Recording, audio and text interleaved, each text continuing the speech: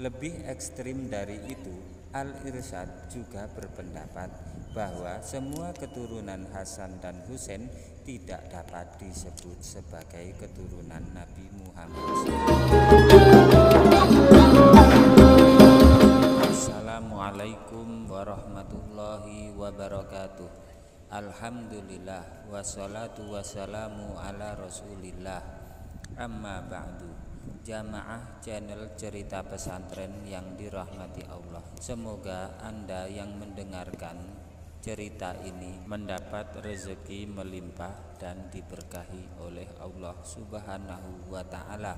Jamaah channel cerita pesantren yang dirahmati Allah, polemik seputar nasab Ba'alawi di Indonesia masih belum mereda.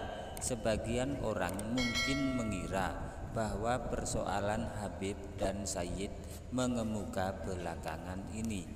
Padahal jika kita merunut sejarah, masalah yang hampir sama sebenarnya pernah terjadi di pemerintahan Hindia Belanda antara rentang waktu tahun 1910-an hingga tahun 1930-an. Riwayatnya bermula ketika pada tanggal 17 Juli 1905 di Batavia berdiri organisasi Al-Jami'ah Al-Khairiyah yang lebih dikenal Jami'atul Khair. Organisasi ini dibentuk untuk mewadahi orang Arab atau keturunan Arab yang ada di Hindia Belanda. Di antara tokoh populernya waktu itu bernama Ahmad Sukarti. Dia merupakan seorang ulama asal Sudan yang baru bergabung ke Jami'atul Khair pada bulan Oktober tahun 1911. Jamaah channel cerita pesantren yang dirahmati Allah, belum lama bergabung, keberadaan Ahmad Surkati menimbulkan friksi di internal Jami'atul Khair. Sebagai seorang cendekiawan muslim yang terpengaruh oleh gagasan reformis Muhammad Abduh, dia memiliki ide-ide tentang kesetaraan umat Islam. Dalam sebuah pertemuan anggota Jami'atul Khair di Solo tahun 1913, Ahmad Surkati berfatwa bahwa Islam memperjuangkan persamaan dan tidak mengakui kedudukan yang mendiskriminasikan berbagai kalangan hanya karena darah keturunan, harta, atau pangkat. Jamaah channel cerita pesantren yang dirahmati Allah, fatwa ini rupanya ditentang oleh orang-orang Arab dari kalangan Sayyid. Ide-ide Ahmad Surkati dianggap dapat menjadi ancaman bagi mereka kaum Alawiyin atau Ba'alawi yang kedudukannya lebih tinggi dibanding golongan lain dalam masyarakat Islam di Hindia Belanda, khususnya di Pulau Jawa. Penting diketahui, pada masa Hindia Belanda, berdasarkan Undang-Undang tahun 1854, pemerintah kolonial membagi masyarakat menjadi 3 kelas secara hierarkis dan diskriminatif, yaitu 1 orang Eropa, 2 orang Timur Asing, dan 3 orang pribumi.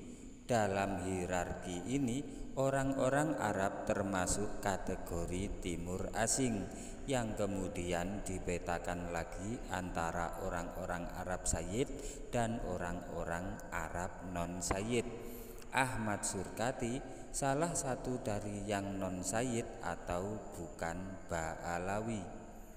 Atas apa yang diperjuangkannya, Ahmad Surkati kemudian dikucilkan di Jami'atul Khair hingga akhirnya pada tanggal 6 September 1914 dia mendirikan organisasi baru bernama Jami'atul Islam wal Irsyad Al-Arabiyah, disingkat Al-Irsyad, yang baru 1 tahun kemudian tanggal 11 Agustus tahun 1915 mendapat legalitas dari pemerintah.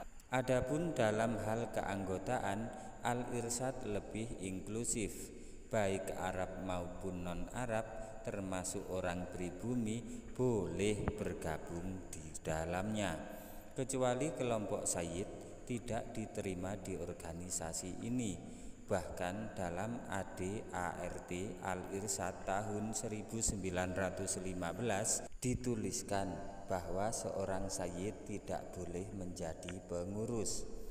Dari sini perselisihan semakin memanas. Dalam banyak literatur sering disebut konflik Alawi versus Irsyadi, yaitu antara para sayyid yang mayoritas berafiliasi pada Jamiatul Khair dan Robitoh Alawiyah dengan non-sayyid yang sebagian besar berafiliasi pada Al-Irsyad. Banyak hal yang mereka pertentangkan. Persoalan takbil misalnya, takbil adalah tradisi yang berisi keharusan bagi non-sayyid untuk mencium tangan para sayyid. Al-Irsyad menuntut ini dihapuskan, sedangkan Jamiatul Khair kekeh ingin mempertahankan, termasuk soal pernikahan. Jamiatul Khair melarang pernikahan seorang syarifah dengan orang non-sayyid, sedangkan Ahmad Surkati dalam Fatwa Solo tahun 1913 memperbolehkan pernikahan seorang perempuan keturunan sayyid dengan non-sayyid. Ada pula persoalan gelar. Jamiatul Khair menuntut bahwa gelar sayyid atau syarif atau habib adalah gelar keistimewaan yang sakral dan bagian dari syariat Islam, serta hanya merekalah yang berhak menyandangnya. Sementara Al-Irsyad mempunyai pandangan bahwa kata sayyid dan sejenisnya hanyalah panggilan biasa, sama dengan kata mister dalam bahasa Inggris, menir dalam bahasa Belanda, atau monsieur dalam bahasa Perancis. Jamaah channel Cerita Pesantren yang dirahmati Allah, lebih ekstrim dari itu, Al-Irsyad juga berpendapat bahwa semua keturunan Hasan dan Husain tidak dapat disebut sebagai keturunan Nabi Muhammad SAW, mengingat kebiasaan bangsa Arab sebagai penganut sistem patrilineal. Ditambah lagi, kalaupun benar mereka bisa disebut keturunan Nabi Muhammad SAW, bagi Al-Irsyad tidak ada satupun aturan dalam Islam yang memberikan kedudukan istimewa kepada para keturunan Nabi Muhammad SAW tersebut. Dalam sebuah tulisan berjudul "Titel Sayyid Jadi Urusan", Al-Irsyad mengkritik perlakuan para sayyid terhadap masyarakat pribumi. Di situ ditulis bahwa cobalah dengarkan di kampung-kampung bagaimana anak-anak Ba'alawi itu yang masih kecil-kecil sudah pandai membesarkan diri kepada orang-orang kampung. Coba dengarkan bagaimana mereka dalam bermain-main dengan anak orang kampung menceritakan kesaktian mereka sebagai cucu Nabi dan mengancam akan membacakan kulhu, sebab kalau dibacakan kulhu oleh cucu Nabi, orang akan menjadi pohon kelapa atau binatang atau apa saja yang diminta oleh cucu Nabi itu.